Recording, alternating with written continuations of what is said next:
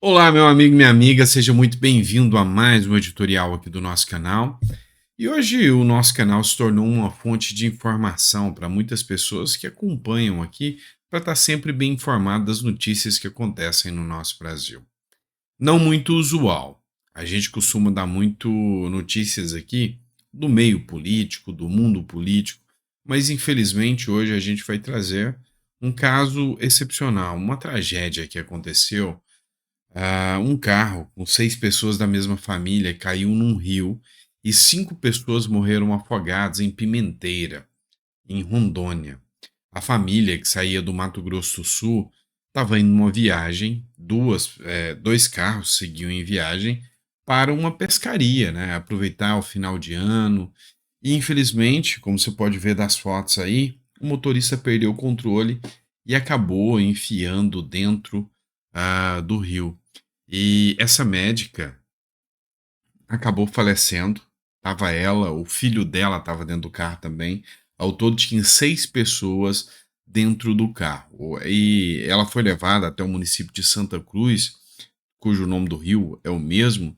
E aí você consegue ver as cenas aí, sabe, trágicas, lastimáveis, de um carro Pajero que ficou por mais de 20 minutos abaixo da água e levou ao óbito de 6 pessoas que estavam dentro do, do local, né, do carro, e infelizmente a vida dessas pessoas foram ceifadas aí. Uma pessoa conseguiu ser retirada, né, a tempo ainda. A família que estava logo atrás tentou, parou o carro e correu para tentar ajudar, mas não conseguiu dar o suporte, o apoio, infelizmente, essa tragédia. Por que eu quis dizer isso? Final de ano é ano de você passear, de você viajar, de você aproveitar a vida. E às vezes, por um descuido, às vezes um momento de sono, não está bem para dirigir, passa o volante, deita, dorme, descansa, não está preparado, vê a revisão do carro, cuida do carro, isso é muito importante. E, sabe, quando a gente vê uma matéria dessa repercutindo, parece que a dor sabe, atinge a todos, é como se fosse parente de todos. Então, se cuida, tá? Então, toma muito cuidado. Você que provavelmente vai viajar aí nesse final de ano, tá bom? Fica o alerta aí. Bora, pessoal, vamos lá. A gente sabe que o governo Lula tem um teto de vidro. O teto de vidro do governo Lula, inclusive, foi uma matéria da Folha de São Paulo, chama-se Segurança Pública. E a gente estava aguardando que números mais concretos sobre a segurança pública fossem divulgados. E até então não teve nada de concreto. Olha, o número de violência, mortes, homicídios, como um todo, ainda não foi apresentado. Mas a gente já tem uma percepção aí, para o brasileiro médio aí, de que a violência aumentou. Isso é nítido, é visível a olhos nus. Então você não precisa ser um expert para saber que a coisa piorou. Mas aos poucos, algumas matérias vêm trazendo informações sobre a questão da segurança pública. E aí eu vou discutir com você essa matéria da CNN Brasil. Então, sempre citando a fonte, CNN Brasil, e é atinente ao município do Rio de Janeiro. O número de extorsões e homicídios dolosos cresceram nos primeiros 9 meses de 2023. Então, até então, os dados que foram liberados foram dos primeiros 9 meses. Dados do Instituto de Segurança Pública mostram também queda de outros crimes. Especialista em segurança critica a ação do Estado para conter a violência. E aí, um dos grandes pontos do questionamento sobre a atuação do governo Lula, além da falta de um programa econômico adequado, além dos gastos exorbitantes, uma das pedras que está sendo jogada no governo Lula é a questão do aumento da insegurança, é a falta de segurança pública. E aí, se a gente observar os dados que foram apresentados, dá uma olhada aqui durante a gestão do Bolsonaro. Isso é lógico que vai ser utilizado para fazer esse comparativo entre a gestão Lula e a gestão Bolsonaro. O Rio tem a menor taxa de homicídios em 31 anos, diz o Instituto de Segurança Pública. Dados do Instituto mostram que houve uma queda de 11% nos homicídios dolosos, crimes que envolvem lesão corporal seguida de morte e roubo seguido de morte. Também são os menores em 31 anos, mas furtos de celulares e veículos acabaram subindo. O que aconteceu? Durante a gestão Bolsonaro, tiveram furtos, roubos de celulares, mas com medo do cidadão estar armado, com medo de uma reação, os crimes violentos diminuíram. Então, o furto é quando você não emprega violência ou grave ameaça, ou seja, os bandidos optaram em fazer aqueles crimes onde eles não têm o confronto direto. Isso aí, nitidamente, é medo de levar um tiro. E hoje, sabendo que o cidadão está desarmado, com toda certeza, os bandidos têm maior coragem de chegar até você e tentar tomar na mão grande com o uso da violência e grave ameaça, o que acaba influenciando aí no número de mortes que são expostas infelizmente, nessas pesquisas, nesses últimos dados que são divulgados. Outra matéria da G1 também que eu vou divulgar com vocês é o caso da Bahia, que vem de longa data sendo governado pelo governo PT, e aí se torna até um retrato da impunidade durante a gestão PT. Em 8 anos, a Bahia registrou o aumento de 300%. Gente, esse número é assustador. No número de mortos em ações policiais, aponta a rede de observatório da segurança. Mais de 1,4 mil pessoas foram mortas em ação policiais em 2022, segundo os dados divulgados nessa quinta-feira. Outros 7 estados foram analisados no ano passado. Veja o que dizem os especialistas sobre o cenário. E quando a gente fala aqui em mortes por policiais, a esquerda, é lógico que vai utilizar isso aqui trazendo uma narrativa. Olha só como a polícia é violenta, como a polícia age de forma truculenta e tira a vida da vítima da sociedade. Só que a gente aqui é realista para colocar os fatos como eles realmente são.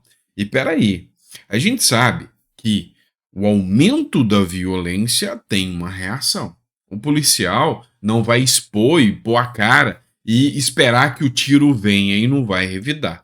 Então, o aumento de 300% da letalidade policial é um reflexo do aumento gigantesco e muito maior do que esse da criminalidade que vem tomando conta. Então, isso aqui, com toda certeza, são números que vão ser utilizados, vão ser influenciados dentro do espectro político, que a gente já está em política constante. 2024 já chega aí, depois vem 2026, e sabe, é um ciclo que não vai parar. Hoje, com as redes sociais, nós temos a política constante. E é lógico que as comparações serão inevitáveis, como, por exemplo, essa matéria que foi divulgada em 2022 ainda, da revista Veja.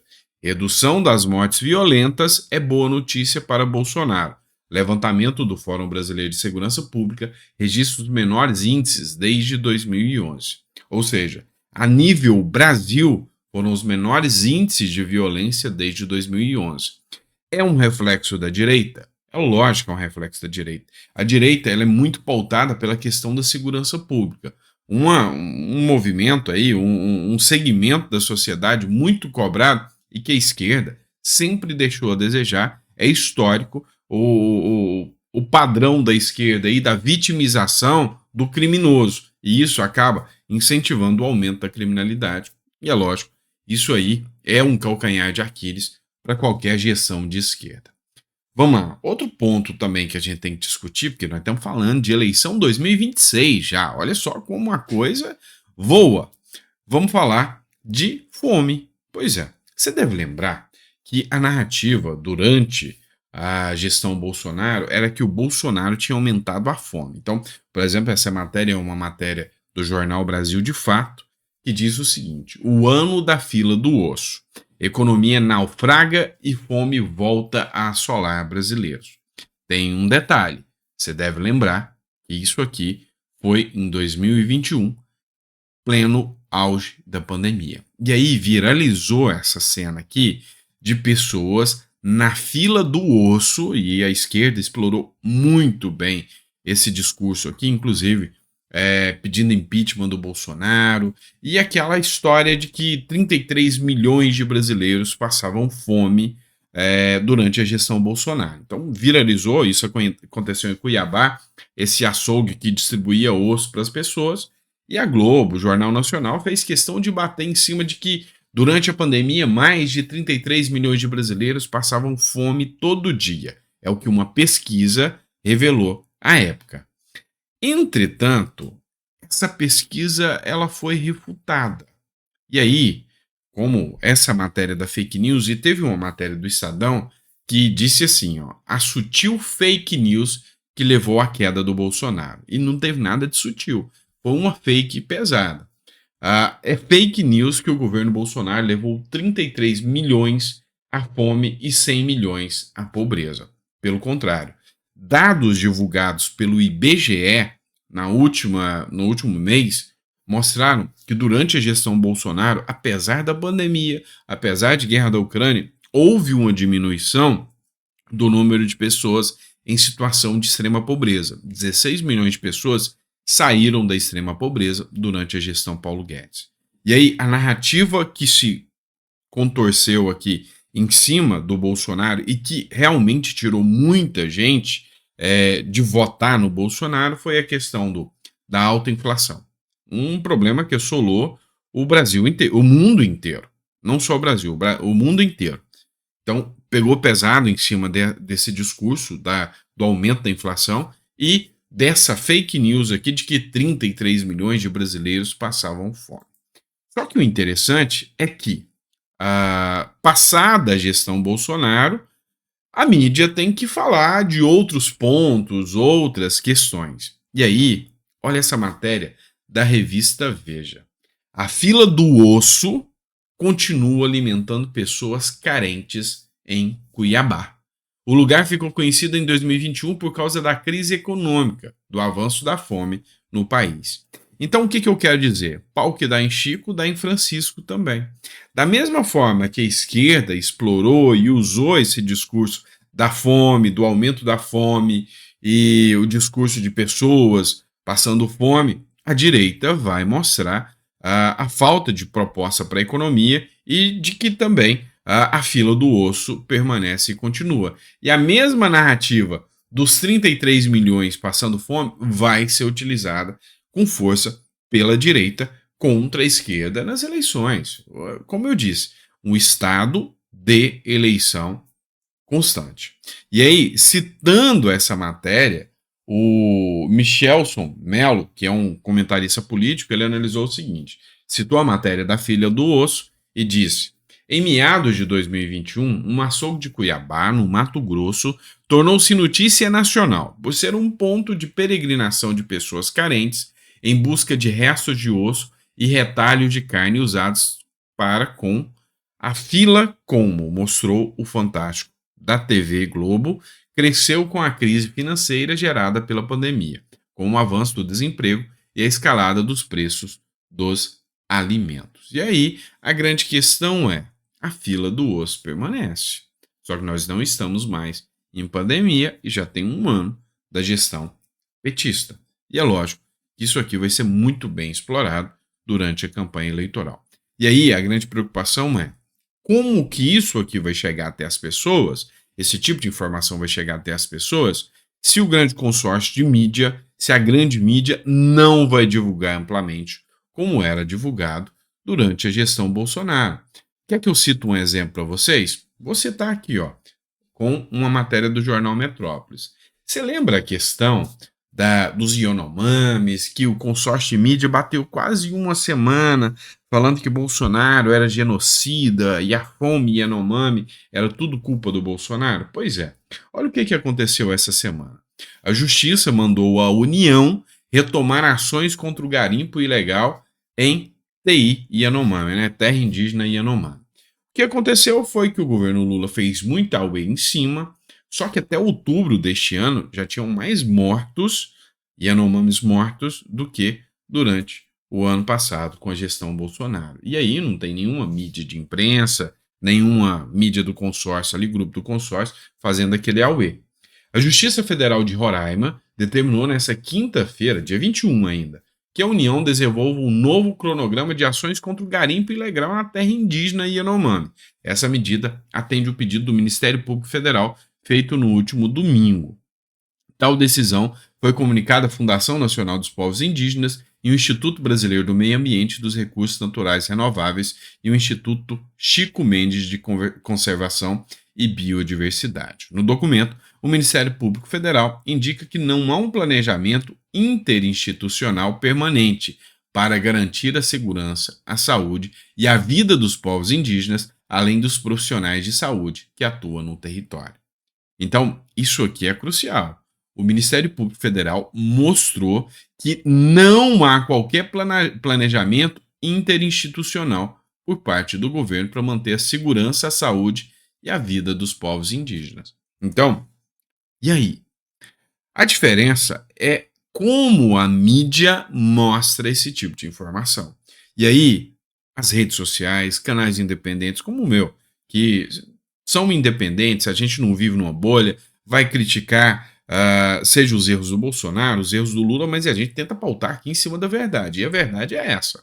Teve uma narrativa gigantesca falando que o Bolsonaro era o grande monstro dos Yanomamis, mas o salvador dos Yanomamis já deixou mais Yanomamis morrerem durante essa gestão, e as matérias estão aí para comprovar isso, e o Ministério Público Federal, não sou eu que estou dizendo, o Ministério Público Federal diz que o governo atual não fez nada para resolver o problema. Tem mídia chamando de genocida, genocídio Yanomami? Não, não tem. Não tem. Então, a verdade precisa ser dita, e a verdade não vem por consórcios. Você sabe disso, tá bom? Obrigado, pessoal. Fiquem com Deus. Deus te abençoe muito. E vamos fazendo a cobertura aqui, trazendo todas essas informações para vocês até o ano que vem, tá bom? Obrigado, pessoal. Deus te abençoe muito.